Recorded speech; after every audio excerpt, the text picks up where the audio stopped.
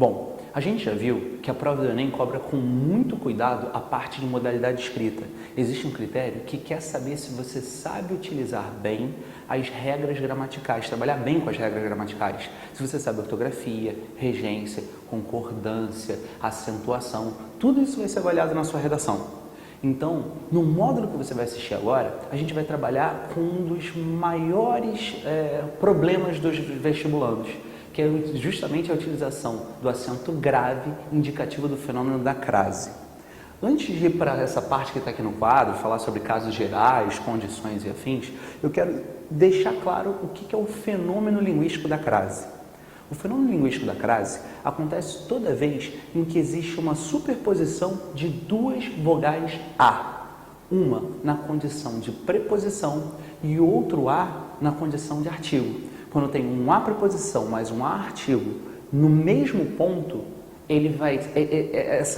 esse encontro vai ser marcado por um sinal linguístico, por um acento linguístico, que é o acento grave, indicativo do fenômeno da crase.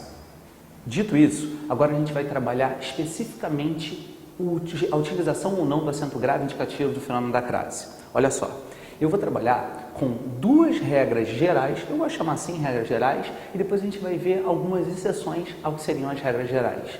A primeira regra geral, eu botei aqui, ó, casos gerais, regra geral número 1, ela trabalha com 3 condições. Você tem que observar se na frase, no momento em que você vai colocar o A com ou sem o acento grave indicativo da crase, você tem que observar se 3 condições forem satisfeitas.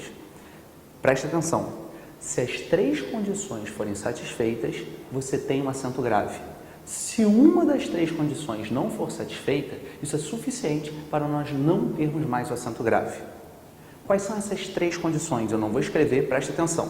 Condição número 1, existe a necessidade da preposição a. Só uma perguntinha, para quem você tem que olhar para averiguar se tem ou não necessidade da preposição a? Nessa frase aqui, você vai olhar para o verbo, cuidado, é um caso de regência verbal, pode ser que haja um caso de regência nominal, mas a gente vai ver isso em outras frases. Você tem que avaliar na palavra anterior se ela pede ou não um termo regido pela preposição. Então, de novo, condição número 1, a presença da preposição a. Segunda condição, você tem que olhar para o termo posterior, que nessa frase é a palavra escola, e averiguar se ele pertence a um gênero da língua portuguesa. Que gênero é esse? É o gênero feminino, ou seja, só vai haver crase, só vai haver a colocação do acento grave indicativo do fenômeno linguístico da crase se você tiver como termo palavra posterior uma palavra pertencente ao gênero feminino.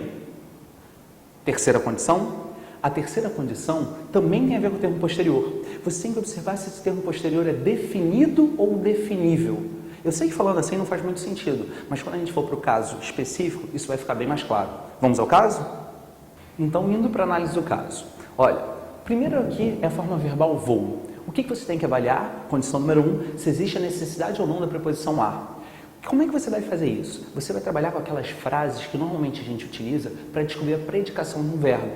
Quem come, come alguma coisa. Quem gosta, gosta de alguém ou de alguma coisa. Faz a mesma coisa aqui para essa forma verbal. Vou. Quem vai, vai a algum lugar. Tá vendo? Ele pede um termo regido pela preposição a? Pede. Então, eu garanti a satisfação da primeira condição. A preposição a é necessária. Agora, a gente vai para o segundo termo, avaliar a segunda e a terceira condições.